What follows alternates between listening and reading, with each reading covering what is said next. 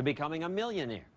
Bob Brown met a man who made that big leap, and if it sounds like the perfect plot for a Hollywood movie, now it is one.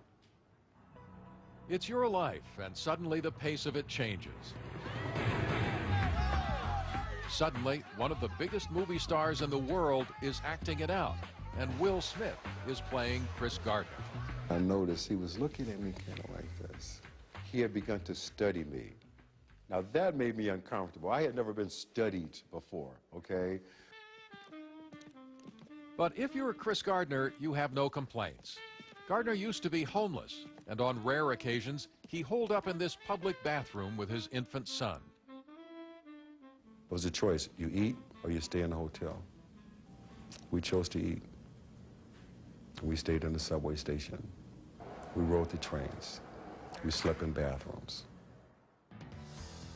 Then, after getting himself into a training program and proving he could keep company with the best of them, he became a multimillionaire stockbroker. Come on, man. It was one amazing ride, a story we told you 3.5 years ago. All right, I'll talk to you. And in the days just after the story was broadcast on 2020, Chris Gardner fielded a lot of weird offers related to his rise from homelessness to wealth, including a proposal for a reality show. Guy calls me up. He's got this great idea. He's going to take some homeless people off the street, give them a job, and the one that does the most with their life is going to get a $300,000 house, $100,000 in cash, and all this other good stuff. And I can't repeat what I said to the guy, but the gist of it was, being homeless is not a game, and if you think it is, I already won, so send me the money. Haven't heard from him again.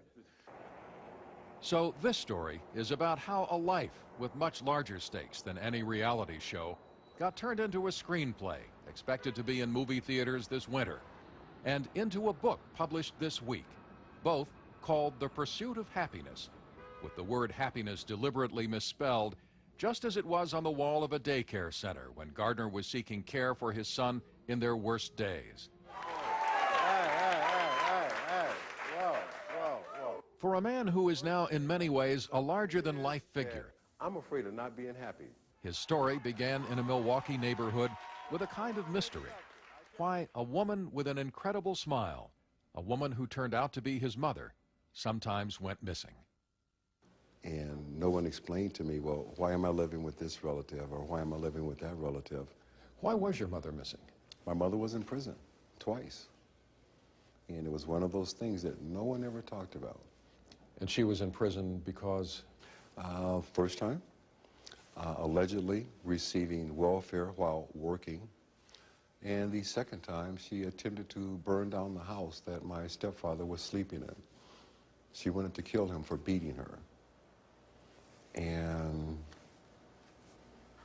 I can say honestly, I'm sorry she didn't succeed. Before I said no. Later in his life, Gardner was heavily influenced by decisions he and his mother made, sometimes with just a look between them, when he was terrorized by his gun-wielding stepfather. He would come out with a shotgun, you wrote? My last Christmas at home, man, I was put out of the house, butt naked, at gunpoint. Till this day, I still have a problem with Christmas. But I made a decision that I was going to be everything that this guy was not. I'm not going to drink, and I'm not going to beat women. I'm not going to be ignorant. And one of the tactics that I developed as a young kid, I would read, and I'd read out loud, and I would be saying to this guy, yeah, you can beat me down, you can beat me, you can beat my mom, you can put us out of here with a gun, but I can read, and I'm going places.